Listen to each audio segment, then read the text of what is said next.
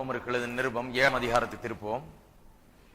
ரோமருக்கு எழுதின நிருபம் 7ஆம் அதிகாரம் 1 முதல் 4 வசனங்களை வாசிக்கப் போகிறேன். 4ஆம் வசனத்திலிருந்து இன்றைக்கு நாம் பிரசங்கிக்க போகிறோம். ஆனாலும் 1 முதல் 4 வசனங்களை வாசிப்போம்.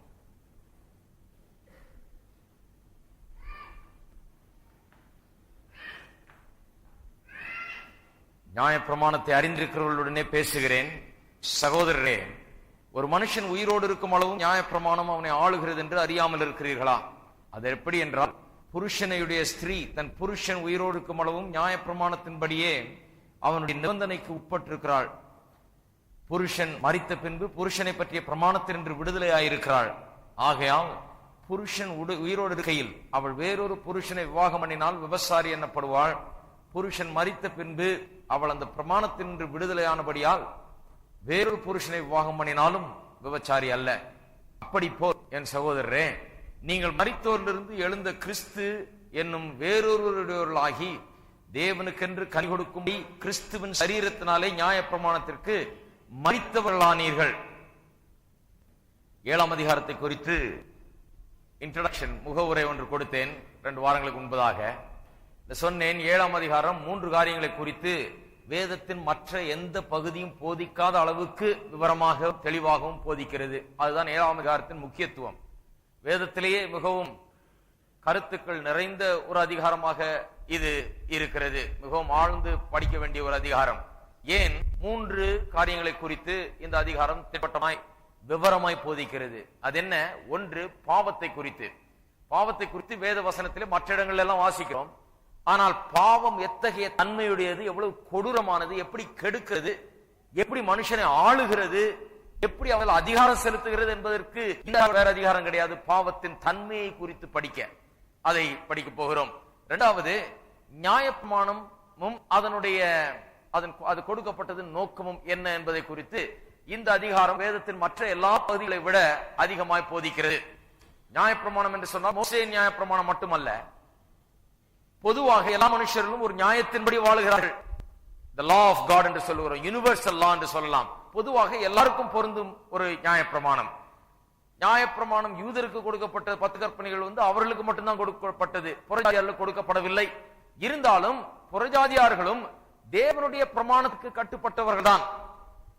தேவனுடைய பிரமாணம் என்பது எல்லாருக்கும் பொருந்தும். யூதருக்கு 10 கற்பனையாக அது சாராம்சமாக சுருக்கி அது தேவன் கொடுத்தார். தேவனுடைய எல்லா கட்டளைகளையும் எல்லா நியாயத்தையும் சுருக்கி 10 கற்பனைகளாக கொடுத்தார். ஆனால் யுனிவர்சல் லா, எல்லாருக்கும் பொருந்தக்கூடிய நியாயப்பிரமாணத்தை குறித்து பேசுகிறது. வெறும் யூதருக்கு கொடுக்கப்பட்ட நியாயப்பிரமாணத்தை அல்ல. அந்த நியாயப்பிரமாணத்துக்கு உட்பட்டவர்களாக எல்லாம் இருக்கிறோம். யூதர்கள் 10 கற்பனையின்படி வாழ்ந்தார்கள். ஆனால் நாமோ நம்முடைய மனசாட்சியில் தேவன் வைத்த நியாயத்தின்படியே, அந்த மனசாட்சியில் நமக்கு தெரிந்த சத்தியத்தின்படியே நாம் வாழுகிறோம். எல்லா மனுஷரும் அப்படிதான். ஆகையால் தான் எல்லாரும் இது தப்பு, அது சரி, இது அநியாயம் அப்படிலாம் ஏன் பேசுறாங்கன்னா, அவங்களுக்கு தெரியும் உள்ள தேவனுடைய பிரமாணம் அவர்களுக்கு உள்ளாக எழுதப்பட்டிருக்கிறது. There is a law, universal law that is there. They know it. அவர்கள் அதை அறிந்திருக்கிறதுனால்தான் இது நியாயம் இல்ல, இது அநியாயம் அப்படி என்று பேசுகிறார்கள். இந்த நியாய பிரமாணத்துக்கு உட்பட்டு தான் எல்லா மனுஷனும் வாழுகிறான். எல்லா மனுஷனும் இந்த நியாய பிரமாணத்துக்கு உட்பட்டவர்கள். யூதராயிருந்தாலும் சரி, கிரேக்கனாயிருந்தாலும் சரி, மற்றவர்களாயிருந்தாலும் சரி, இந்த தேவனுடைய பிரமாணத்துக்கு உட்பட்டு தான் எல்லா மனுஷரும் இருக்கிறார்கள். 3வது, இந்த பிரமாணம் மனுஷனை ரட்சிக்க வல்லமை அற்றதா இருக்கிறது என்பது இந்த அதிகாரம் போதிக்கிறது. தேவனுடைய பிரமாணம் நல்லதுதான். அந்த பிரமாணம் கொடுக்கப்பட்டது நோக்கத்தை குறித்து பின்னால வாரங்களில் நாம் பேசுவோம். ஆனால் இந்த பிரமாணத்தை வைத்து இதன் மனசாட்சியின்படி வாழ்ந்தா ரட்சிக்கப்படலாம், மனசாட்சியின்படி வாழ்ந்தா தேவன் இருக்கும்போது நம்ம பதில் சொல்லிடலாம், மனசாட்சியின்படி வாழ்ந்தா போதும் இப்படின்னு சொல்றதெல்லாம் சும்மா பேச்சு. இப்படிதான் உலகம் இன்றைக்கு சொல்லிக் கொண்டிருக்கிறது.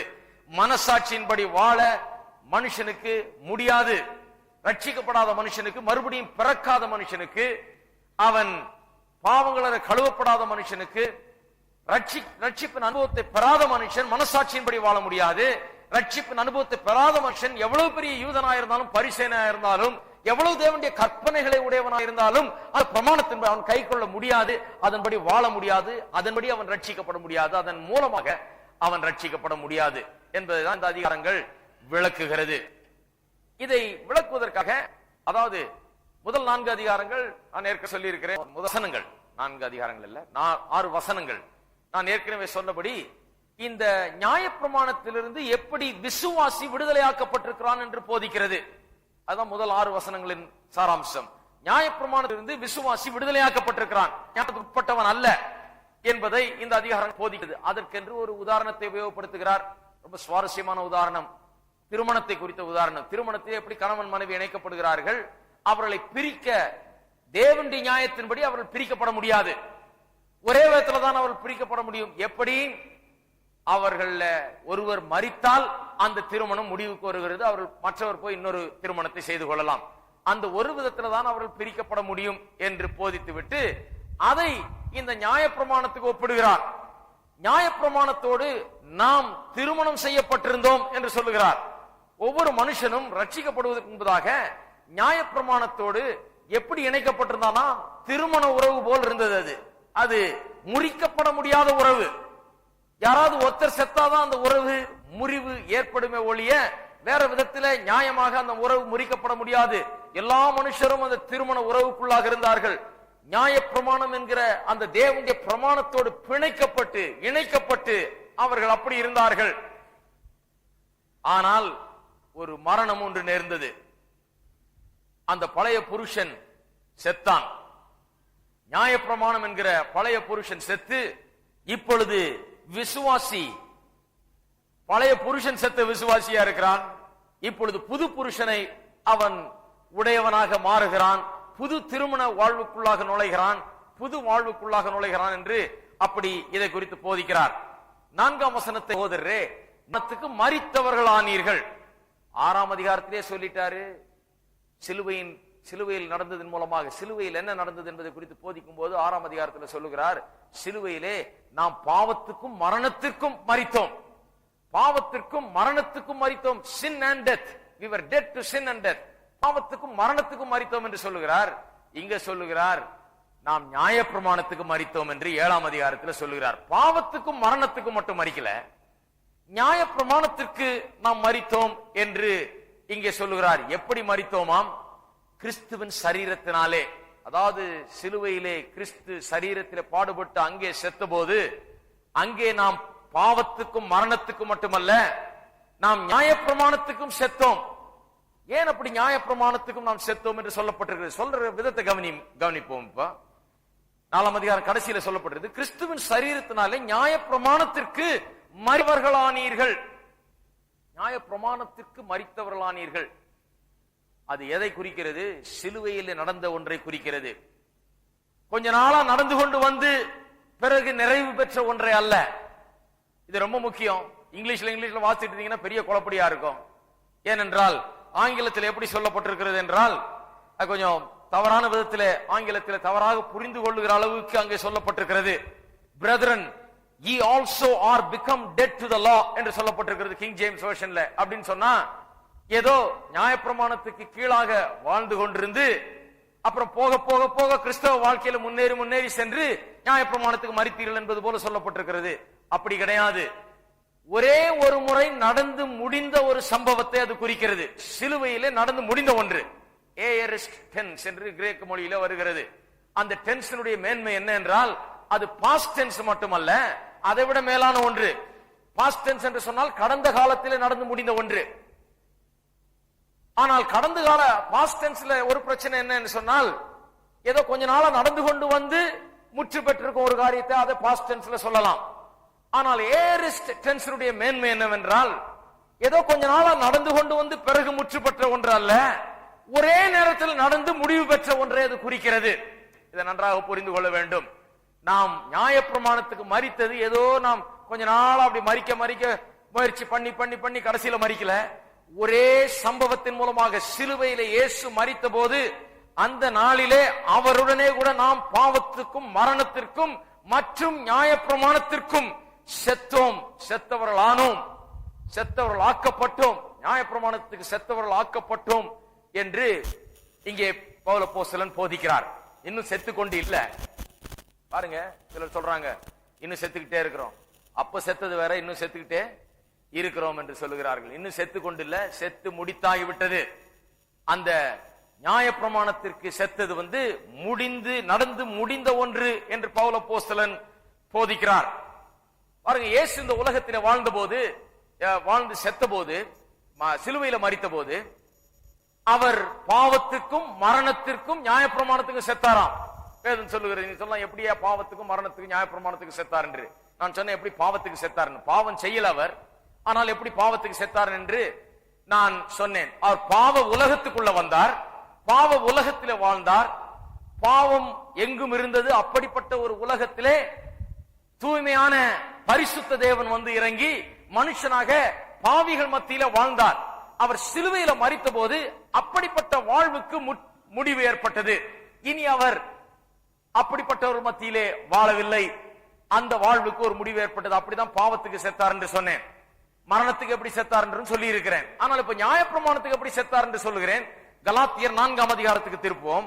நியாயப்பிரமாணத்துக்கு இயேசு எப்படி செத்தார் என்பதை பார்த்தால்தான் நாமும் அவரோடு கூட எப்படி அங்கே நியாயப்பிரமாணத்துக்கு மரித்தோம் என்பது நமக்கு விளங்கும். கலாத்தியர் 4ஆம் அதிகாரம் 4வது வசனம்,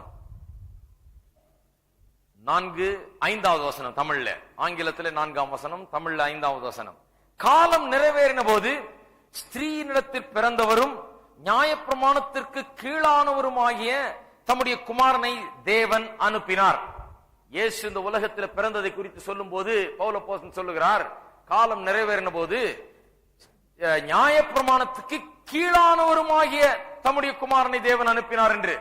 ஸ்திரீயின் மூலமாக தம்முடைய குமாரனை பிறக்க செய்தார். இந்த உலகத்தில் பிறக்க செய்யும் போது நியாயப்பிரமாணத்துக்கு கீழானவராக, தேவனுடைய இந்த பிரமாணத்துக்கு கட்டுப்பட்டவராக, குறிப்பாக அவர் யூத மார்க்கத்தில் பிறந்தபடினாலே யூத மார்க்கத்தின் சகல கோட்பாடுகளுக்கும் இயேசு கட்டுப்பட்டிருந்தார். 10 கற்பனையும் மற்ற எல்லாவற்றையும் நிறைவேற்ற அவர் கடமைப்பட்டிருந்தார். அதை நிறைவேற்றியும் காண்பித்தார்.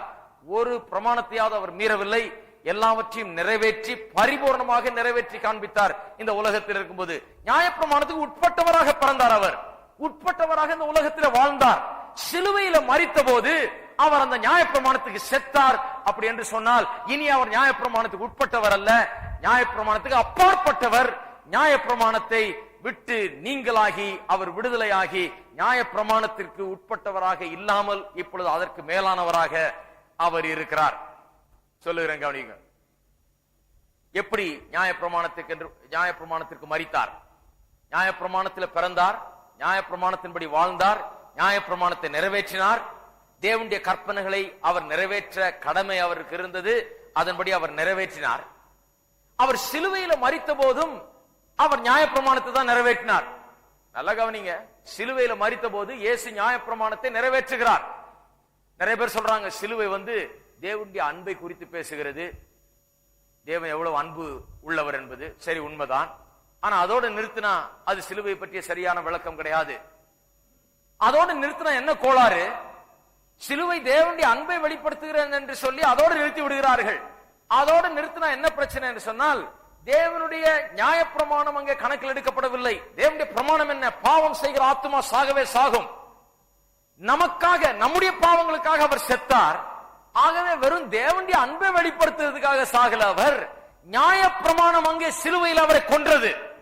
அவர் சிலுவையில செத்ததுக்கு காரணம் என்ன? தேவனுடைய பிரமாணம்.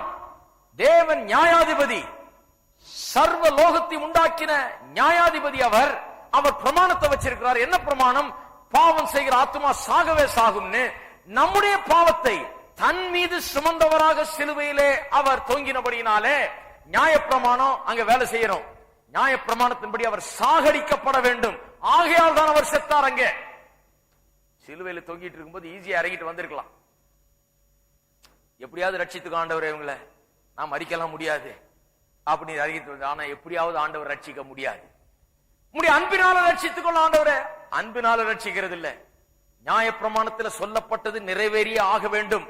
நியாயப்பிரமாணம் சில நியாயமான கோரிக்கைகளை வைக்கிறது. இப்படி செய்தா இதுக்கு இது தண்டனை, பாவம் செய்தா அதுக்கு சாவுதான் தண்டனை என்கிற நியாயமான கோரிக்கை நியாயப்பிரமாணம் வைக்குது.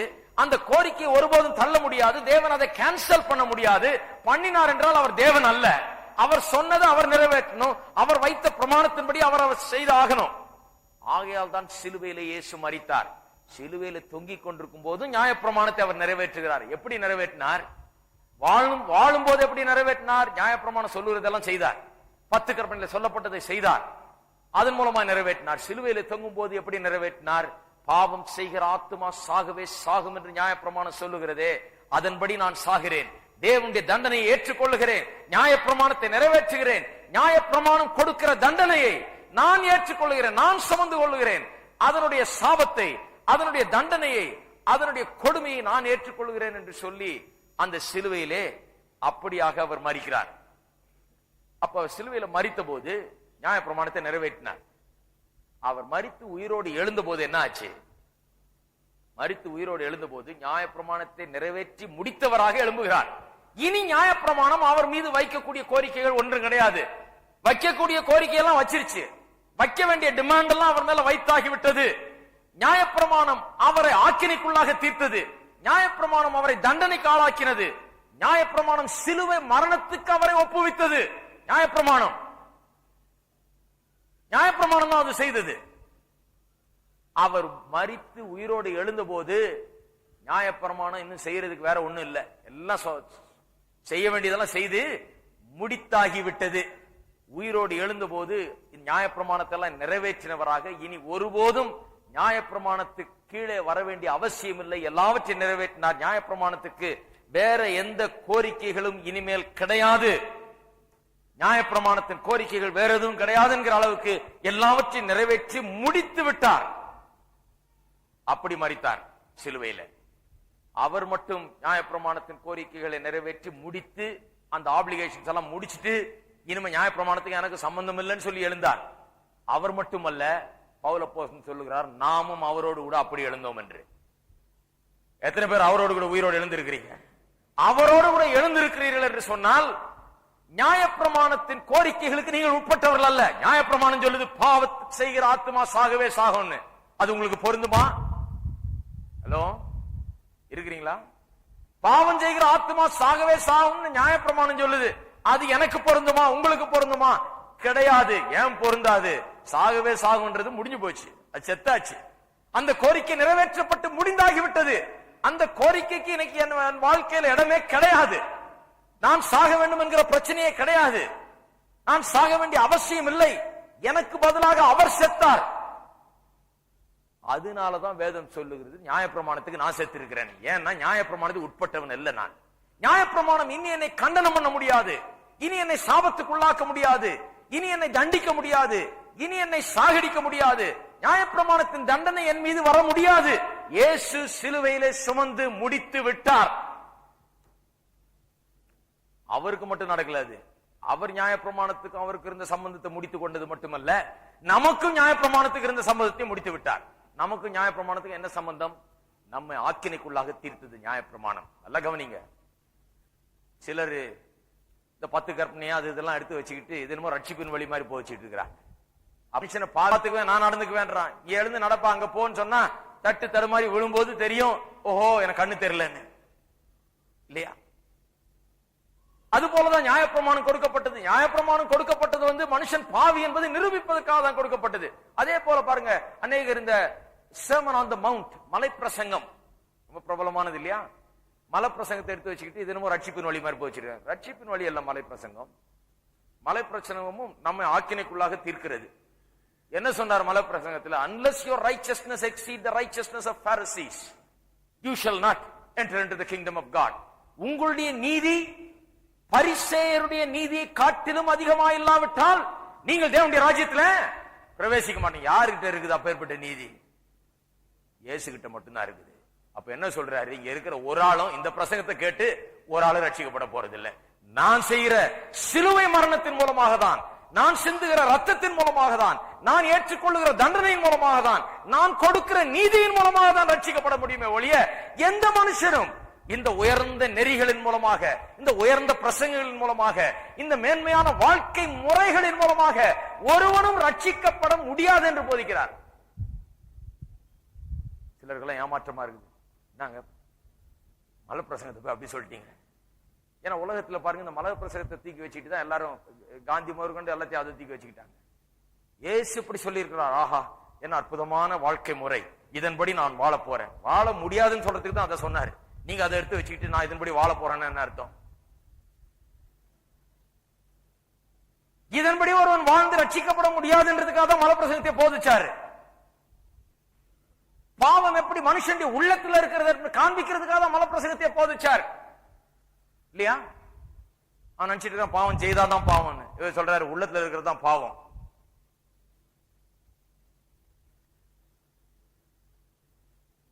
உள்ளத்துல இருக்கிறது யாரும் கவனிக்கிறது இல்ல. நான் செய்யலப்பா, நான் செய்யலப்பா, நான் செய்யலப்பான்றாங்கல்ல. நீ செய்யலப்பா, சரிதான்ப்பா, ஆனா உள்ள என்னப்பா இருக்குன்ற? உள்ள இருக்குது இல்ல பாவம். உள்ள இருக்கிற பாவத்தை காட்டுறதுக்கு தான் மனப்பிரசங்கம். ஒரு ஸ்திரீயை, if any man looks at a woman with a lustful eye, he has already committed adultery with her. ஒருவன் ஒரு ஸ்திரீயை இச்சையோடு பார்த்தால் அவளோடு ஏற்கனவே விபச்சாரம் செய்து ஆயிற்றுனாரு. நிறைய பேருக்கு வழங்கல. ஐயோ என்ன சொல்றாரு இவரு? நான் எந்த தப்பும் பண்ணலையே. தப்பு பண்ணீங்களா பண்ணலையான்றத சொல்லல, உள்ளத்துல என்ன இருக்கு அதை பற்றி தான் பேசுறாருங்க. உள்ளத்துல என்ன இருக்கு அதுதான் அங்க கணக்கு.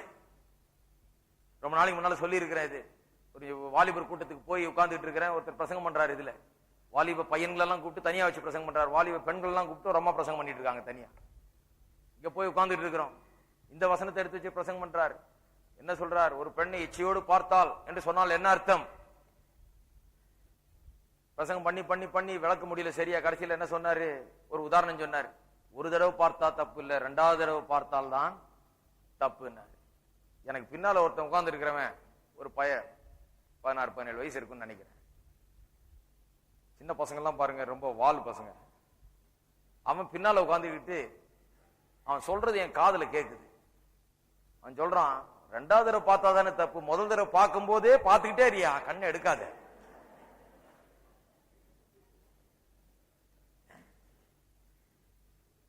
அவ்வளவுதான். இதுதான் மத உலகம், இதுதான் கிறிஸ்தவ போதனை ஆகி போச்சு. இப்போ அதெல்லாம் ஆண்டவர் சொல்றது. ஒரு தடவை பாத்தியா, 2 தடவை பாத்தியா, 3 தடவை, இதெல்லாம் கணக்கு இல்ல. 2வது தடவை பார்த்தா தப்பு, 3வது தடவை பார்த்தா அதை விட பெரிய பாவம், இதெல்லாம் கிடையாது. உள்ளத்துல என்ன இருக்கிறது? இச்சை என்கிறது உள்ள இருக்கிற காரியம்.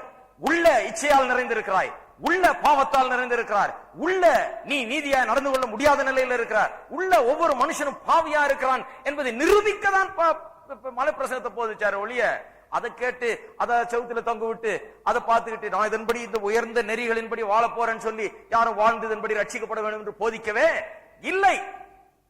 இந்த நீதி உனக்கு இருக்கிற நீதி பத்தாது, என்னுடைய நீதி உனக்கு கொடுக்கப்பட வேண்டும், உன்னுடைய பாவத்தை நான் சுமந்து தீர்க்கணும், அப்பதான் முடியும் என்கிறதை போதிக்கிறதுக்காக தான் அதை போதித்தார். ஆக நியாயப்பிரமாணத்துக்கு உட்பட்டவர்களாயிருந்த நாம் கிறிஸ்துவோடு கூட நாம் மரித்தோம். பாவத்துக்கு மரித்தோம், மரணத்துக்கு மரித்தோம். எதுக்கு மரித்தோம்? நியாயப்பிரமாணத்துக்கும் மரித்தோம். இப்ப நியாயப்பிரமாணத்துக்கு நமக்கு சம்பந்தமே கிடையாது. நியாயப்பிரமாணம் நிறைய காரியங்களை சொல்லுது. நியாயப்பிரமாணம் சொல்லுது இந்த சாபம்லாம், இந்த கட்டளைகளை கை கொள்ளாத மேல் இந்த சாபம்லாம் வரும்னு. அது எனக்கு பொருந்தாது. அந்த சாபம்லாம் யார் மேல வந்துருச்சு? ஹலோ, இருக்கிறீங்களா?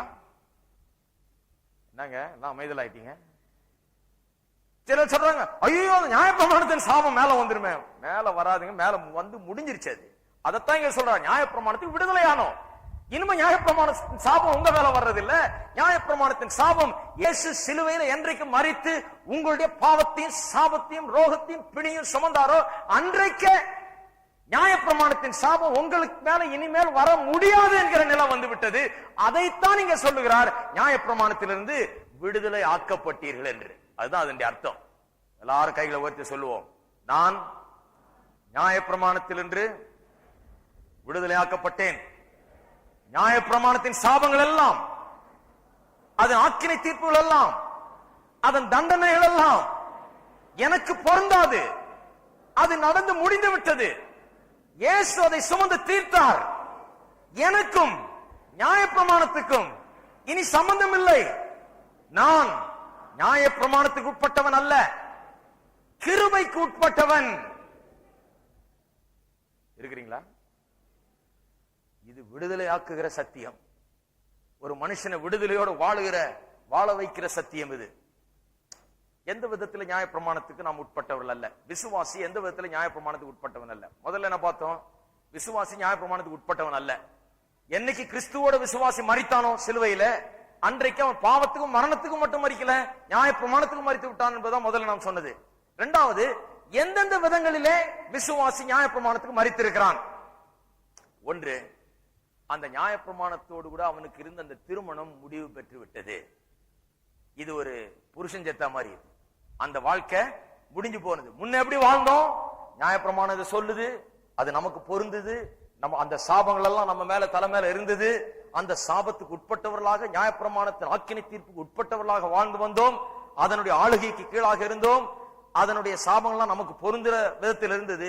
ஆனால் இயேசுவின் பேர்ல என்னைக்கு விசுவாசம் வைத்தோமோ அன்றையில் இருந்து நியாயப்பிரமாணத்துக்கு நமக்கு சம்பந்தமே கிடையாது.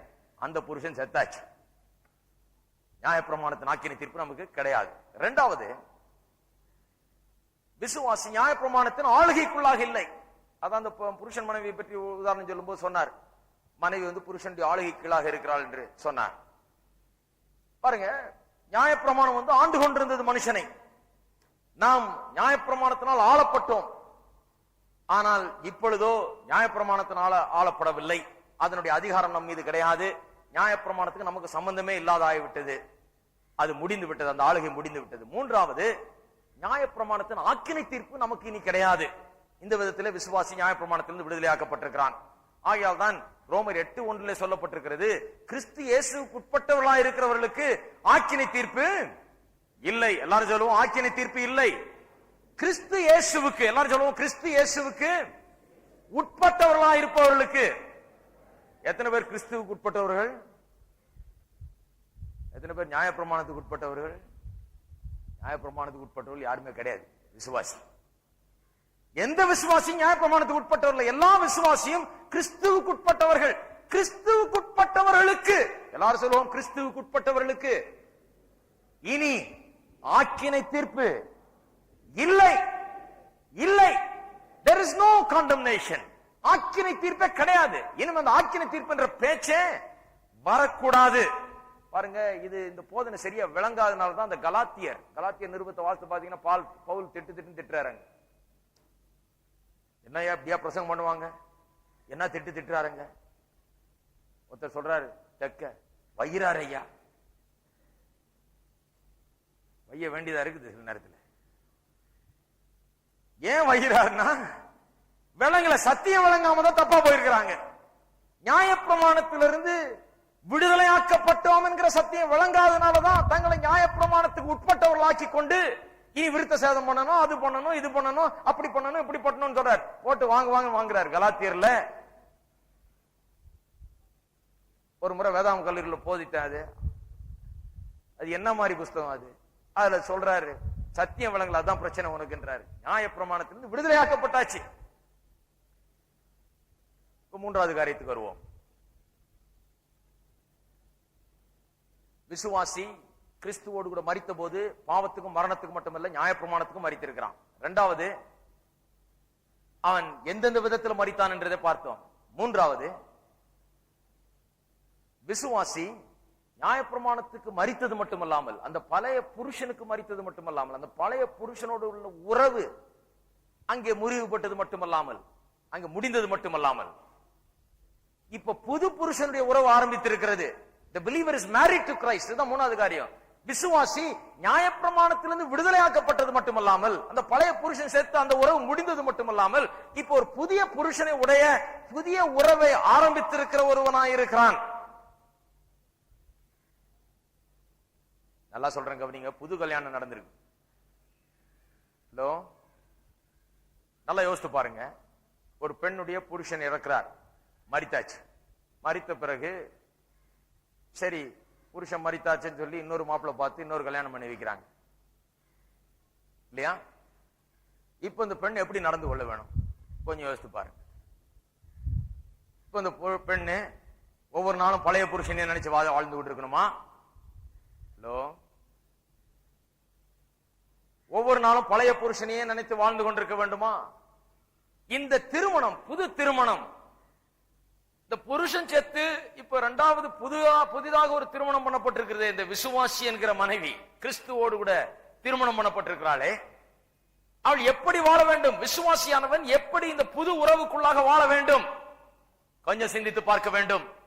எப்படி வாழ வேண்டும் என்று சொன்னால் இனியும் அந்த பழைய புருஷனோடு கூட வாழ்வது போல நினைத்து கொண்டு அந்த உணர்விலே வாழக்கூடாது.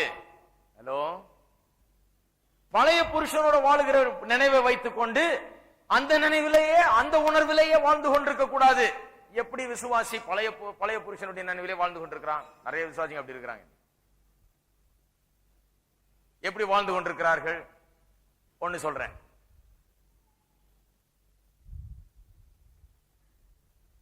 முதலாவதாக, நியாயப்பிரமாணத்துக்கு பயப்படுறீங்களா? ஐயோ, நான் தப்பு செய்துட்டேன், தேவனுடைய கோபாக்கின என் மீது வந்து இறங்கிட போகுது அப்படிங்கிற பயம் உள்ள இருக்குதா? இந்த தேவனுடைய பிரமாணத்தை குறித்த பயம் உள்ளே இருக்கிறதா? அந்த தேவனுடைய பிரமாணத்தை குறித்த பயம் இருந்தால் பாருங்க, இந்த பயம் வச்சு பூச்சாண்டி காட்டிட்டு போயிட்டாங்க. கர்த்தருக்கு பயப்படுகிறதே ஞானத்தின் ஆரம்பம் சொல்றாங்க. கர்த்தருக்கு பயந்துரு, அதான் ஞானத்தின் ஆரம்பம். எங்களுக்கு என்ன சொல்லிட்டாங்க? பயப்படு, கர்த்தருக்கு பயந்துரு. நீ இப்படி செய்யலன்னா பாரு, அதான் கால் உடைஞ்சது உனக்கு. நீ இப்படி நல்லா நடந்துக்கலையா, அதுதான் போய் அடி வாங்கிட்டு வந்த. போன வாரம் கோயிலுக்கு வரலையா, அதுதான் உனக்கு கழுத்துல இங்கே கிடைச்சது உனக்கு. ஆண்டவர் பெடரிலேயே அடிச்சார் உன்னை. இப்படி எல்லாம் தான் பேசி பேசி பேசி நியாயப்பிரமாணத்தை குறித்த ஒரு பயம், பிரமாணத்தை குறித்த ஒரு பயம். தேவன் அங்க என்னத்தையும் கொம்ப வச்சிட்டு இருக்கிறார். நான் தப்பு செய்த உடனே அந்த மாத்திரத்துல உடனே போட்டு சாத்தி என்ன கையை உடைக்கலாமா, காலை உடைக்கலாமா, மண்டையை உடைக்கலாமா காத்துக்கிட்டு இருக்கிறார் தேவன் என்கிற ஒரு பயத்தை உண்டாக்கிட்டு அதை என்ன சொன்னாங்க? கர்த்தருக்கு பயப்படுதல ஞானத்தை ஆரம்பம். கர்த்தருக்கு பயப்படுதல் நாங்க அப்படி சொல்லல. பாருங்க, சில நேரத்துல வேதத்துல வார்த்தையை சரியா ஆராயணும். அதுக்கு தான் பிரசங்கியாருங்க இருக்காங்க. அதுக்கு தான் ஒழுங்கா போய் பிரசங்கத்தை கேட்கணும். அதுக்கு தான் ஒழுங்கா பிரசங்கம் பண்றவங்களுக்கு கேட்கணும். கர்த்தருக்கு பயப்படுதுன்னு சொன்னா அவரை பார்த்து பயந்து நடுங்கிறது அப்படி அல்ல. ரெவரன்ஸ், ரெஸ்பெக்ட், அதைத்தான் அங்க சொல்லி இருக்குது. பயப்படுதுன்னு சொன்னா பயந்து நடுநடுங்கிறது கிடையாது. கர்த்தருக்கு மரியாதையை கொடுக்கிறது. உங்க வீட்டுல உங்க தகப்பனாருக்கு தாய்க்கு பயப்படுறீங்களா? பயப்படுறீங்கன்னா எந்த விதத்துல பயப்படுறீங்க? பார்த்து நடுங்கிறது கிடையாது. அப்படி நடுங்குனா அது சரியான உறவே கிடையாது. புள்ள வந்து தகப்பனை பார்த்து நடுங்குதுன்னா அது என்ன குடும்பம்? அது நடுங்கல, ஒரு மரியாதை, ஒரு மதிப்பு, அவர் கொடுக்க வேண்டிய இடம், அந்தஸ்து, மரியாதை உள்ள இருக்குது. அந்த மரியாதை இருக்கிறதுனால தவறுகளை செய்யறது இல்லை. அந்த மரியாதை இருக்கிறதுனால மரியாதையை காப்பாற்றிக் கொள்ளுகிறது, அந்த மரியாதையின்படி நடந்து கொள்ளுகிறது. அதைத்தான் சொல்லிக்கிறது. கர்த்தருக்கு பயப்படுதலே ஞானத்தினார். பயம்னா அங்க ரெவரன்ஸ் குறித்து பேசுத ஒழிய டெரரை குறித்து பேசவில்லை. பயந்து நடுங்குகிறது குறித்து அல்ல, மரியாதை மதிப்பு கொடுக்கிறது குறித்து பேசுகிறது. கர்த்தருக்கு வாழ்க்கையில மதிப்பு கொடுக்கும் போது, அவருக்கு உரிய இடத்தை கொடுக்கும் போது, அவருக்கு உரிய அந்தஸ்தை கொடுக்கும் போது அது ஞானத்தின் ஆரம்பமா இருக்கிறது. எல்லாருமே கர்த்தருக்கு நான் பயப்படுறதுன்றது பாருங்க, எல்லாம் இப்படி போயிட்டே இருப்பான். ஒருத்தர் ரெண்டு கும்பிட்டு போவான். கோயில பார்த்து ஒரு கும்பிடு, பைபிளை பார்த்தா அதையும் ஒரு கும்பிடு, சாமியாரை பார்த்தா அதையும் அவரையும் ஒரு கும்பிடு. எனக்கு தெரிஞ்ச ஒரு பிரசங்கியார் இருக்காரு, முந்தி சாமியாராயி இப்ப பிரசங்கியார் ஆயிட்டாரு. அவர் சொன்னார், ஐயா ஒரு அம்மா வந்து பழைய காலம் பாரி என்ன நினைச்சுக்கிட்டு வந்து பாக்குறதுக்கு வந்தாங்க. நான் வந்து சாதாரணமா வேட்டி சட்டை போட்டுட்டு நிக்கிறேன். என்ன பார்த்தோன்னு அந்த அம்மாவுக்கு அதிர்ச்சி. அந்த அம்மா வந்து சாமி கும்பிடலான்னு வந்தேன், அங்கி இல்லையே அப்படின்னு. இவர் சொன்னார், அங்கி உள்ள மாட்டிருக்கேன், போய் கும்பிட்டுட்டு போனார். ஆளுக்கு இல்ல கும்பிடு, அங்கிக்கு தான். இது நிறைய பேர் இருக்காங்க இப்படி வந்து பயந்து நடுங்குகிறது. இதெல்லாம் இதனால எந்த பயனும் கிடையாது. கர்த்தருக்கு உரிய இடத்தை நம்முடைய வாழ்க்கையில கொடுக்க வேண்டும். பாருங்க, நாம் கர்த்தருக்குள்ளாக வந்துட்டபடினால, கிறிஸ்துவுக்குள்ளாக இருக்கிறபடினால பயம் நீங்கி விட்டது. நான் தினந்தோறும் கர்த்தர் மேல இருந்து என்னத்தை தூக்கி போடுறாரோ அப்படின்னு உட்கார்ந்துட்டு, இன்னைக்கு என்ன குண்டு போடுறாரோ கர்த்தர் பயங்கரமானவர். இதுதான் பிரசங்கம் அந்த காலத்தில். அவர் பயங்கரமானவர். அவர் அதிசயமானவர் மட்டுமல்ல, பயங்கரமானவங்களையும் செய்யறாரு. அவர் பயங்கரமா ஏதாவது செய்து போடுவாரியா, ஜாக்கிரதையாரு அப்படின்னு சொன்னாங்க. நான் தினந்தோறும் எதிர்பார்த்தேன், என்ன பயங்கரம் நடக்க போதோ இன்னைக்கு. பீட் பம்கார்னர் ஒருத்தர் நீங்க பிரசங்கம் பண்ணார் இல்லையா கொஞ்ச நாளைக்கு முன்னாடி. அவர் இந்த பெண்டிகாஸ்ட்ல ஹோலினஸ்ல வளர்ந்தவர். அவர் ஹோலினஸ் பெண்டிகாஸ்ட்ல அது ரொம்ப தீவிரமான பெந்தோஸ்து. இவங்க எல்லாம் பெந்தோஸ்தே இல்லைன்றாங்க. அவங்க நாங்க தான் அப்படிங்கிற ஆளுங்க. அங்க ஒருத்தர் வந்து அங்க ஒவ்வொரு ஞாயிற்றுக்கிழமையும் சொல்றாரு, ஒவ்வொரு ஞாயிற்றுக்கிழமையும் பிரசங்கம் பண்ணும்போது கடைசியில் இப்படிதான் முடிப்பாங்களாம். போன வாரம் தான் ஒரு பையன் இங்கே வந்து சுவிசேஷத்தை கேட்டு அவன் இயேசுவுக்கு ஒப்பு கொடுக்காம வெளியே போனான், லாரி அடிச்சு செத்து, இப்பதான் அடக்க முடிஞ்சதுன்னு. இப்படியே ஒவ்வொரு வாரமும் பெரிய கதை நடக்காங்க. ஒரு நாள் ஒரு 10-12 வயசு பையனா இருக்கும்போது இதெல்லாம் கேட்டு கேட்டு உள்ள நடுக்கம். கூட்டம் முடிஞ்ச உடனே நேரம் பாத்ரூம் போனாராம். பாத்ரூம் போய் நிக்கிறாராம், அப்படியே உடம்பெல்லாம் நடுக்குதான். சொன்னாராம், ஆண்டவரே இந்த ஒரு வாரம் எனக்கு டைம் கொடு ஆண்டவரே, இந்த ஒரு வாரம் என்ன கொள்ளுன்னு போட்டாதையும், லாரியில அடிச்சு நாசனம் பண்ணாதே, என்ன பயங்கரமான வேலை எதையும் பண்ணாம இந்த ஒரு வாரம் என்ன காத்தீர் என்றால் அடுத்த ஞாயிற்றுக்கிழமை நிச்சயமா வந்து நான் ரட்சிக்கப்பட்டுறேன். நல்லா கவனிங்க, நியாயப்பிரமாணத்துக்கு உட்பட்டவர்கள் அந்த சபையில் என்ன போதிக்கிறாங்க? விசுவாசிக்கு விடுதலையை போதிக்கல, விசுவாசிக்கு பயத்தை நீக்கல. விசுவாசி நியாயப்பிரமாணத்துக்கு உட்பட்டவன் அல்ல. நியாயப்பிரமாணத்தின் சாபங்கள் தண்டனைகள் அவனுக்கு பொருந்தாது. அந்த சாபத்தின் தண்டனையும் இயேசு சுமந்து தீர்த்தார் என்பதை திட்டவட்டமாய் போதிக்காதபடியினாலே பயம், நடுக்கம், தேவனை குறித்த ஒரு பயமும் நடுக்கமும் அவனுடைய கிறிஸ்தவ வாழ்க்கையை பாதிக்கிறது. அவன் தேவனண்டல் வர்றதே பாதிக்குது, வந்த பிறகு தேவனுக்காக வாழ்றது அது பாதிக்குது. ஏன்னா என்னத்தை பயங்கரத்தை செய்து போடுவாரோ, நான் என்ன தப்பு செய்தனோ அப்படின்ற அந்த பயமே இருக்குது. நான் உங்களுக்கு சொல்லுகிறேன், நீங்கள் நியாயப்பிரமாணத்துக்கு உட்பட்டவர்கள் அல்ல. சிலர் சொல்லுவாங்க, பாரியா சட்டத்திட்டங்களே ஒண்ணும் இல்லைன்ட்டாரு, நியாயப்பிரமாணத்துக்கு பயப்பட வேணான்ட்டாரு, என்ன அநியாயம், பயப்பட வேணாமா? நல்லா முழுசா நான் போதிக்கிறத கவனிச்சீங்கன்னா விளங்கும். பயப்படுறது இல்லை, கிறிஸ்துவுக்கு உட்பட்டவர்களா இருக்கிறோம். என்ன விசுவாசிக்கிறோம்? அந்த நியாயப்பிரமாணத்தின் சாபங்கள், அந்த நியாயப்பிரமாணத்தின் தண்டனைகள், நியாயப்பிரமாணம் சொல்லுகிற அனைத்து காரியங்களும் கிறிஸ்துவிலே நிறைவேற்றப்பட்டு முடிந்து விட்டது. அது நிறைவேற்றப்பட்டு முடிந்த போது நான் அங்கே அவரோடு கூட இருந்தேன், நான் அங்கே அவரோடு கூட மரித்தேன், நானும் அங்கே அவரோடு கூட பாவத்துக்கும் மரணத்துக்கும் நியாயப்பிரமாணத்துக்கும் செத்தேன். முடிந்து விட்டது எங்களுடைய உறவு. அந்த பழைய புருஷன் செத்தாயிடுச்சு, புதிய புருஷனை கல்யாணம் பண்ணியாச்சு. இனி அந்த பழைய புருஷன் நினைச்சு பயந்துட்டு இருக்கிறது இல்ல. அதுதான் வர்றேன். புது புருஷனுடைய மனைவி எப்படி இருக்கணும்? பழைய புருஷன் பொல்லாதவனா இருந்தான்னு சொல்லி தினந்தோறும் இந்த புது புருஷனை மறந்துட்டு அந்த பழைய புருஷனை குறித்த நடுக்கத்திலே வாழ்ந்துகிட்டு இருக்கிறதா? அப்படி வாழ்ந்து கொண்டு என்ன ஆகுது? இந்த புதிய புருஷனை ரொம்ப இன்சல்ட் பண்ற மாதிரி இருக்கும். கல்யாணம் பண்ணியாச்சு, புது வாழ்க்கை ஆரம்பிச்சா இன்னும் பழைய புருஷன் கதையை பேசிட்டு இருந்தா என்ன அர்த்தம்? அது ஒரு பெரிய இன்சல்ட் மாதிரி. அப்படி செய்யக்கூடாது. இரண்டாவது விதத்துல எப்படி பழைய புருஷனோடு சம்பந்தப்பட்டவர்கள் போலயே வாழ்கிறார்கள் சில விசுவாசிகள் என்பதை பார்ப்போம். அந்த நியாயப்பிரமாணத்தின் ஆக்கினை தீர்ப்பை அவர்கள் உணர்கிறார்கள். நியாயப்பிரமாணத்தின் ஆக்கினை தீர்ப்பை அவர்கள் உணர்கிறார்கள். நியாயப்பிரமாணத்தின் சாபம்லாம் என் மேல வரப்போகுது, அதனை தண்டனை எல்லாம் எனக்கு கிடைக்குது, இன்னும் நியாயப்பிரமாணம் நியாயப்பிரமாணம் நியாயப்பிரமாணம் நியாயப்பிரமாணத்துக்கு உட்பட்டவர்களாக வாழ்கிறார்கள். நான் சொன்னேன் இல்லையா, எங்க வீட்டுல எங்க மூதாதையர் எல்லாம் சிலர் அப்படி இருந்தாங்க.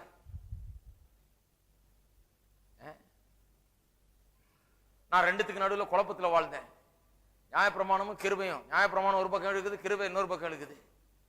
ரெண்டுத்துக்கு நடுவில் எதுன்னு தெரியல. நரகம் நிச்சயம்னு முடிவு பண்ணிட்டேன். எப்படியாவது கொஞ்சம் டைம் வாங்கி எப்படியாவது இந்த பிரச்சனையை தீக்கணும்னு முயற்சி பண்றது. என்னதான் ரட்சிக்கப்பட்டாலும் நரகம் தான் நிச்சயம்ட்டாங்க. ஒரு தப்பு பண்ணினா தீர்ந்துச்சு, உனக்கு நரகம் தான் போ அப்படின்னு சொல்லிட்டாங்க. எப்படி நீ மோட்சம் போக முடியாது? செய்த இல்லையா, நீ மோட்சம் போக முடியாது, போ. இப்படிதான் அவங்களுடைய அப்ரோச். அப்ப என்ன? அந்த ஆக்கினை தீர்ப்பு, நியாயப்பிரமாணத்தின் ஆக்கினை தீர்ப்புக்குள்ளாகவே வாழ்கிறபடினால நியாயப்பிரமாணத்திலிருந்து விடுதலையான பிறகும் அந்த பழைய புருஷனையே நினைச்சு அந்த ஆக்கினை தீர்ப்புக்கு பயந்து அதற்கு கீழேயே வாழ்ந்து கொண்டிருக்கிறார்கள். நான் ஒன்று சொல்லுகிறேன், கவனிங்க. எந்த ஒரு விசுவாசியும் பயந்து சந்தோஷம் இல்லாமல் இப்படி துக்கித்து வாழுகிறது அவசியமே கிடையாது. அதற்கு உரிமை கிடையாது. அந்த விசுவாசிக்கும் துக்கித்து பயந்து நடுங்கி வாழுகிறதற்கு எந்த விசுவாசியும் மரணத்துக்கோ நியாய தீர்ப்புக்கோ பயப்பட வேண்டிய அவசியமே கிடையாது. எல்லாம் கவனிக்கிறீங்களா? மரணத்துக்கு நியாயப்பிரமாணத்துக்கு பயம், மரணத்துக்கும் நியாய தீர்ப்புக்கும் பயம் விசுவாசிக்கு இருந்ததுன்னா விசுவாசிக்கு சரியான போதனை இல்லைன்னு அர்த்தம். நிறைய பாட்டுகள்லாம் வேற மாதிரி எழுதணும். இப்போ திருப்பி இருக்கிறீங்களா? இருக்கிறீங்களா? சில பாட்டுகள்லாம் இருக்குது, சிலதெல்லாம் கொஞ்சம் நல்ல பாட்டு தான். அது அவிசுவாசியை கேட்குது, நீ அங்க இருப்பாயோன்னு.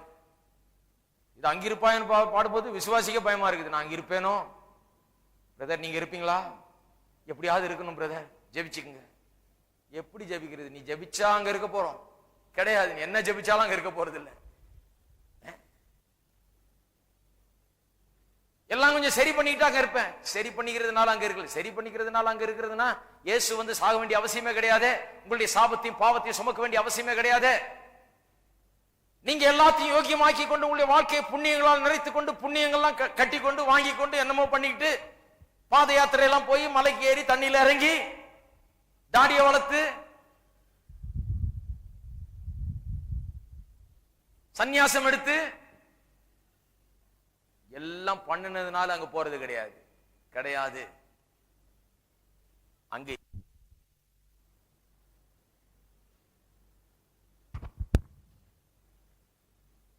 எதனால அங்க இருப்பேன் என்கிற நிச்சயம் நான் ஏதோ யோக்கியனா இருக்கிறதுனால அல்ல.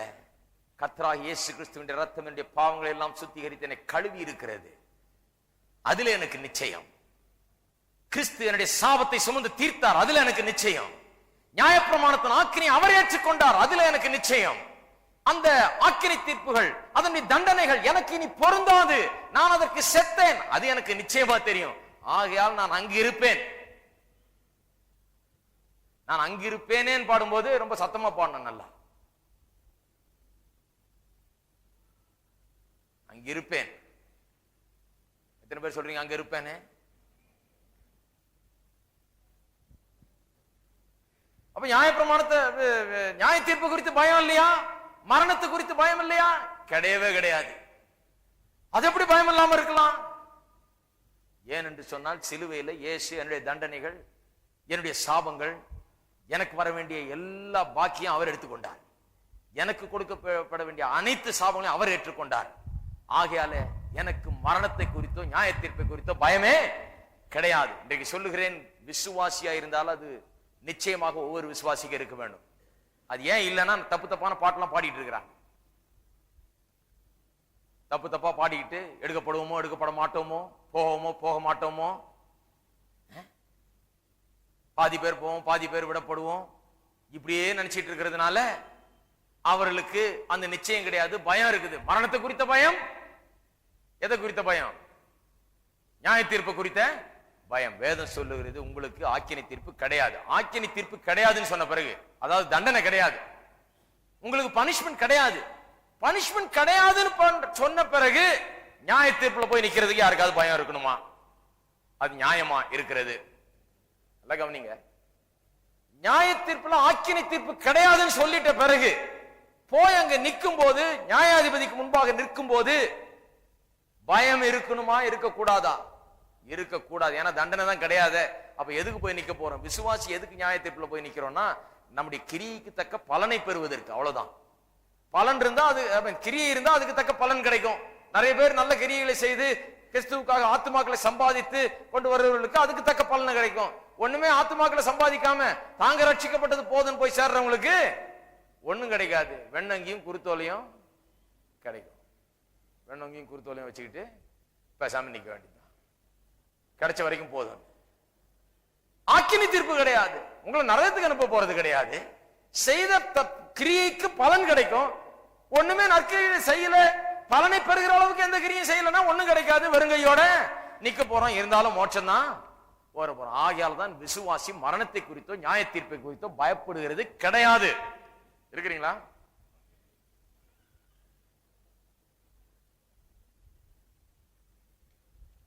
அப்படி பயம் இருந்ததுன்னா நியாய பிரமாணத்திலிருந்து விடுதலையாக்கப்பட்டோம் என்கிற அறிவு இல்லைன்னு அர்த்தம். அந்த விசுவாசிக்கு அதை குறித்த வெளிப்பாடு இல்லைன்னு அர்த்தம். இன்னொரு காரியம், அதாவது பழைய உணர்வுல வாழ்றது போலவே உணர்ந்து கொண்டு அந்த அந்த உணர்விலேயே அந்த ஒரு இதுலயே வாழ்ந்து கொண்டிருக்க கூடாது. புது உறவு வந்தாச்சு, புது திருமணம் இயேசுவோடு செய்யப்பட்டாகிவிட்டது. அந்த பழைய நியாயப்பிரமாணத்துக்கு உட்பட்டிருந்தோம் என்கிற நிலை மாற வேண்டும். அந்த உணர்வுல அந்த நிலையில வாழ்ந்து கொண்டிருக்க கூடாது. இரண்டாவது, இந்த கிறிஸ்துவோடு கூட ஏற்பட்டிருக்கிற இந்த திருமண உறவு அது பூரணமான ஒரு உறவு. எபேசியர் 5ஆம் அதிகாரத்துக்கு திருப்பம் துரிதமாக வாசிக்கிறேன். எபேசியர் 5ஆம் அதிகாரம் 25ஆம் வசனத்திலிருந்து. இங்க புருஷர் மனைவியை குறித்து பேசுகிறது. உண்மையாக கேட்க போனா கிறிஸ்துவை குறித்தும் கிறிஸ்துவை விசுவாசிக்கிற விசுவாசிகளை குறித்தும் பேசுகிறது. அதில் 2 ஞாபகம் வச்சுக்கணும். 25 புருஷர்களே உங்கள் மனைவிகளில் அன்பு கூறுங்கள், அப்படியே கிறிஸ்துவும் சபையில் அன்பு கூர்ந்து தாமதை திருவசனத்தை கொண்டு தண்ணீர் முழுக்கினால் சுத்திகரித்து பரிசுத்தமாக்குகிறதற்கும் கரைதரை முதலானவைகள் ஒன்றும் இல்லாமல் பரிசுத்தமும் பிழையற்றதுமான மகிமையுள்ள சபையாக அதை தமக்கு முன் நிறுத்திக் கொள்வதற்கும் தம்மை தாமே அதற்காக ஒப்பு கொடுத்தார். அப்படியே புருஷர்களும் தங்கள் மனைவிகளை தங்கள் சொந்த சரீரங்களாக பாவித்து அவர்கள் அன்பு கூற வேண்டும். தன் மனைவியில் அன்பு கூறுகிறவன் தன்னில் தான் அன்பு கூறுகிறான். தன் சொந்த மாம்சத்தை பகைத்தவன் ஒருவனும் இல்லையே. கர்த்தர் சபையை போஷித்து காப்பாற்றுகிறது போல ஒவ்வொருவனும் தன்னுடைய மாம்சத்தை போஷித்து காப்பாற்றுகிறான். நாம் அவருடைய சரீரத்தின் அவயவங்களாயும், பாருங்க எவ்வளவு நெருக்கமான உறவுன்னு பாருங்க, கிறிஸ்துவுக்கும் விசுவாசிக்கும் இருக்கிற உறவு. நாம் அவருடைய சரீரத்தின் அவயவங்களாம். பாருங்க, புருஷன் மனைவியின் பேசிட்டு இருந்து திடீர்னு நாம் அவருடைய சரீரத்தின் அவயவங்கள்னு சொல்லுவீங்க. நாம் கிறிஸ்துவனுடைய சரீரத்தின் அவயவங்களாயும் அவருடைய மாம்சத்துக்கும் அவருடைய எலும்புகளுக்கும் உரியவர்களாகவும் இருக்கிறோம். எத்தனை பேர் பாக்குறீங்க? கிறிஸ்துவோடு கூட உங்களுக்கு இருக்கிற அந்த புதிய உறவை கொஞ்சம் கவனியுங்கள். அது எப்படிப்பட்ட உறவு? இதை விட ஆழமான ஒரு உறவு கிடையாது.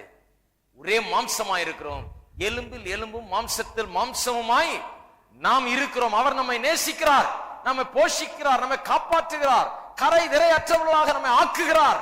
அவர் எல்லாத்தையும் செய்கிறார். நம்மை அன்பு கூர்ந்து எல்லாவற்றையும் இந்த புருஷன் நமக்காக செய்கிறார். அதைத்தான் அந்த வசனம் சொல்லுது. இது ஆழமான உறவு, உறுதியான உறவு, உண்மையான உறவு. இது நிமித்தம் மனுஷன் தன் தகப்பனையும் தன் தாயையும் விட்டு தன் மனைவியுடன் இசைந்து இருவரும் ஒரே மாம்சமாய் இருப்பார்கள். இந்த ரகசியம் பெரியது. நான் கிறிஸ்துவை பற்றியும் சபையை பற்றியும் சொல்லுகிறேன். யாரை பற்றி சொல்றாரு? கிறிஸ்துவை குறித்தும் சபையை குறித்தும். அப்ப இந்த உறவு என்பது கிறிஸ்துவோடு கூட ஏற்பட்டிருக்கிற உறவு மிகவும் ஆழமான, உறுதியான, நெருக்கமான உறவு. இதுல கரைதிரைகளை அவர் போக்குகிறார், குறைகளை அவர் நீக்குகிறார், அவர் மன்னிக்கிறார், அவர் சரி செய்கிறார். அவர் எல்லாவற்றையும் சரி செய்து நம்மை போஷித்து நம்மை காப்பாற்றி நம்மை வெறுக்கிறது கிடையாது. தன்னுடைய சொந்த மாம்சத்தை யாராவது வெறுப்பாங்களா? உங்க மாம்சத்தை நீங்க வெறுக்கிறீங்களா? கிடையாது. வெறுத்தா அந்த மனுஷனுக்கு ஏதோ வியாதின்னு அர்த்தம், ஏதோ மனநோய். நிறைய பேர் சொல்றாங்க, இந்த சரீரத்தை நான் வெறுத்து இதை பட்டினி போட்டு இதை நொறுக்கி, அது மென்டல் சிக்னஸ். அது சரீரத்தை பேணி பாதுகாத்து இதை சரியா போஷித்து சரியா வச்சு இதை சரியா சுத்தம் பண்ணி சரியான ஆகாரத்தை கொடுத்து இதை சரியா வைத்திருப்பதுதான் சரியான ஆளுடைய அடையாளம். கிறிஸ்து நம்முடைய புருஷர் அதை நமக்காக செய்கிறார். நாம் அவருடைய சரீரமா இருக்கிறோம். நம்மை அவர் வெறுப்போடு பார்க்கிறது இல்லை. எப்படி பார்க்கிறார்? அன்போடு பார்க்கிறார். குறைகள் இருக்கிறதா அதை மன்னிக்கிறார், கரைதிரை அற்றவர்கள் ஆக்குகிறார், நம்மை சீர் செய்கிறார், நம்மை போஷிக்கிறார், நம்மை பாதுகாக்கிறார், நம்மை நேசிக்கிறார். இது ஆழமான உறவு. நாம் அவரோடு கூட அவருடைய ஒரே சரீரமாகி விட்டோம். இனி அவர் நம்மை வெறுக்க முடியாது. இருக்கீங்களா? அவர் நம்மை ஒருபோதும் வெறுப்பது கிடையாது. மூன்றாவது, இந்த புதிய உறவிலே விசுவாசி கிறிஸ்துவுக்கு உட்பட்டவனாக, அவருடைய ஆளுகைக்கு உட்பட்டவனாக இருக்கிறான். மற்ற எல்லாவற்றையும் விட்டு, தாயும் தகப்பனையும் விட்டு புருஷனோடு இசைந்திருக்கிறத பற்றி சொல்லி இருக்கிறீங்க. புருஷனும் தாயும் தகப்பனையும் விட்டு மனைவியோடு இசைந்திருப்பதை பற்றி சொல்லி இருக்கிறது. அதுபோல நாம் மற்ற எல்லாவற்றையும் விட்டு, அதுல நியாயப்பிரமாணம் இன்க்ளூடட், பாவம் எல்லாம் இன்க்ளூடட், எல்லாவற்றையும் விட்டு, அதெல்லாம் விட்டு ஒதுக்கிட்டு இப்பொழுது நமக்கு கிடைத்திருக்கிற இந்த புதிய புருஷனாகிய கிறிஸ்துவோடு கூட ஒன்றுபட்டிருக்கிறோம். ஒரு புதிய ஒரு உறவுக்குள்ள பிரவேசித்திருக்கிறோம். இவருடைய ஆளுகை கீழாக இருக்கிறோம். இவருடைய நினைவிலேயே வாழுகிறோம். இவருக்காகவே வாழுகிறோம். இவருக்காகவே நம்ம அர்ப்பணித்துக் கொள்கிறோம். பழையவெல்லாம் ஒளிந்து போயிட்டு அந்த பழைய வாழ்க்கை முடிவடைந்து விட்டது. இப்பொழுது முற்றிலுமாய் கிறிஸ்துவுக்கு உட்பட்டவர்களாக இருக்கிறோம். கடைசியா நான்காவது, எந்த ஒரு காரியமும் இந்த உறவினின்று, கிறிஸ்துவுக்கும் நமக்கும் இருக்கிற இந்த உறவினின்று நம்மை பிரிக்கவே முடியாது. பிரிக்கவே முடியாது. இந்த புருஷன் மனைவியை குறித்து உதாரணம் சொல்றாரு ரோமர் 7ஆம் அதிகாரத்துல. அந்த உதாரணத்துல எப்படி உறவு முறிகிறதான், யாராவது ஒருத்தர் சாகும்போது முறிகிறது உறவு. ஆனா இந்த புருஷன் சாகிறவரா? இப்பொழுது நமக்கு கிடைக்கிற புருஷன், கிடைத்திருக்கிற புருஷன் சாகாத புருஷன், சாவே கிடையாதவருக்கு சாவில்லாத புருஷன். இயேசு கிறிஸ்து மரித்து உயிரோடு எழுந்தவர், இனி ஒருபோதும் மரிப்பதில்லை. ஆகையால் இந்த உறவுக்கு முடிவே கிடையாது. அவர் சாகிறது இல்லைங்கிறது மட்டுமல்லாமல் நாமும் சாவது கிடையாது. நாம் எப்படி சாவது கிடையாது பாருங்க. சாவு என்பது இப்பொழுது இந்த உலக வாழ்க்கை முடிவு பெற்று நாம் சாகிறது, அடக்கம் பண்ணப்படுறது அதல்ல.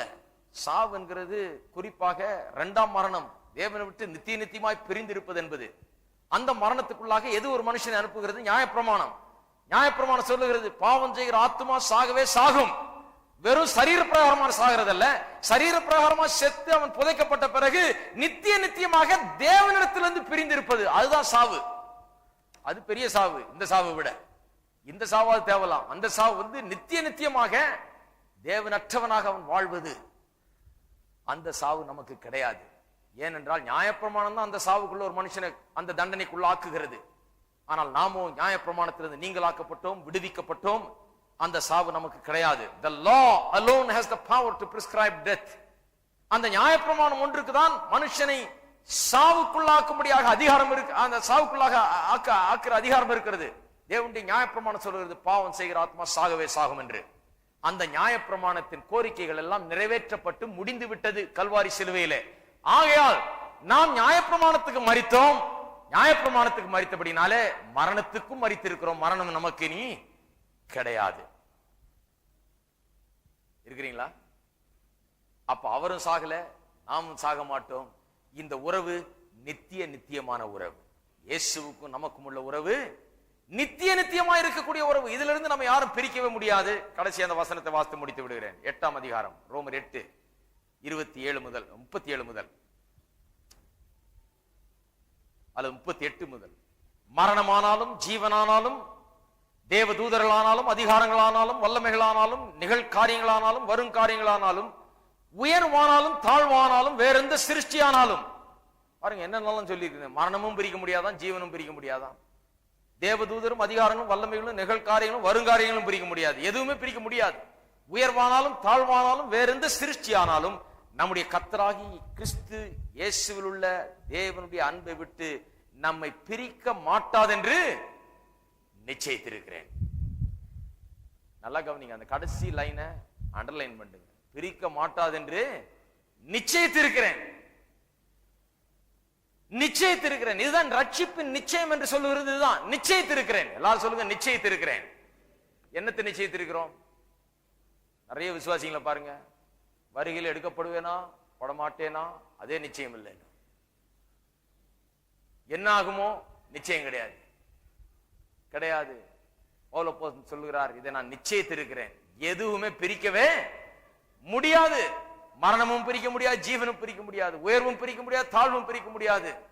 எதுவுமே தேவதூதரும் பிரிக்க முடியாது, வல்லமையும் பிரிக்க முடியாது. இந்த உலகத்தில் எந்த சக்தியும் கிடையாது என்னை என் தேவனிடத்திலிருந்து இயேசுவினிடத்திலிருந்து பிரிக்கக்கூடிய சக்தி இந்த உலகத்திலே கிடையாது. அப்பேற்பட்ட ஒரு இணைப்பு, அவரோடு கூட ஒன்றாகி விட்டோம். எத்தனை பேர் அப்படி இருக்கிறீங்க? இயேசுவோடு கூட. இந்த உலகத்தில் எந்த சக்திக்கும் அந்த அதிகாரம் கிடையாது, எந்த வல்லமைக்கு அந்த அதிகாரம் கிடையாது. உங்களை இயேசு கிறிஸ்துவிடத்திலிருந்து பிரிக்கக்கூடிய சக்தி எதுவுமே கிடையாது. எதுவுமே கிடையாது. ஹல்லேலூயா. நம்ம எல்லாரும் எழுந்து நிற்போம்.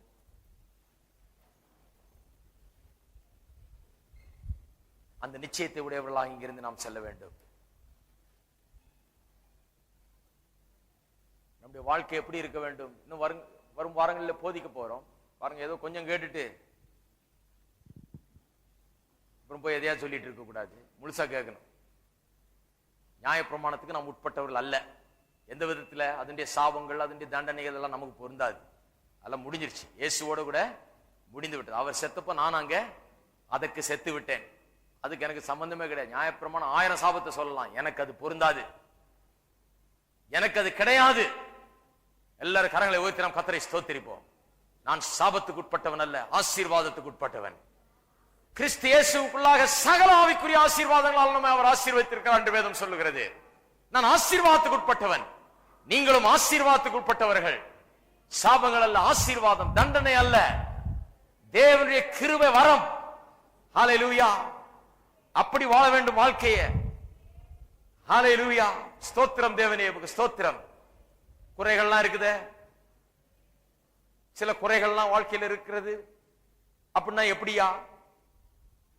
அந்த குறைகள் எல்லாம் போக்குகிறவர், கரைதரை அற்றவர்களாக மாற்றுகிறவர் அந்த கிறிஸ்து. அவர் உங்களுக்குள்ள இருக்கிறார். உங்கள்கிட்ட குறை இருக்கிறதுனால அவர் உங்களை எட்டி வச்சு தூர தள்ளிடுறது கிடையாது. உங்களை கிட்ட சேர்த்து அதை கழுவி சுத்திகரித்து சுத்தமாக்கி உங்களை தம்மோடு சேர்த்து கொள்ளுகிறார். அப்பேற்பட்ட இயேசுநாதரை தான் நாம் உள்ளத்திலே வைத்திருக்கிறோம். எல்லாரும் கரங்களை உயர்த்தி தேவனை ஸ்தோத்திரிப்போம். ஹல்லேலூயா, ஸ்தோத்திரம். ஆகையால் தான் பயம் கிடையாது, ஆக்கினை தீர்ப்பின் உணர்வு கிடையாது. ஸ்தோத்திரம் தேவனே, உமக்கு ஸ்தோத்திரம், ஸ்தோத்திரம், ஸ்தோத்திரம், ஸ்தோத்திரம். ஆகையால் தான் சந்தோஷம், சமாதானம் எப்போதும் நிறைவாய் இருக்க வேண்டும்.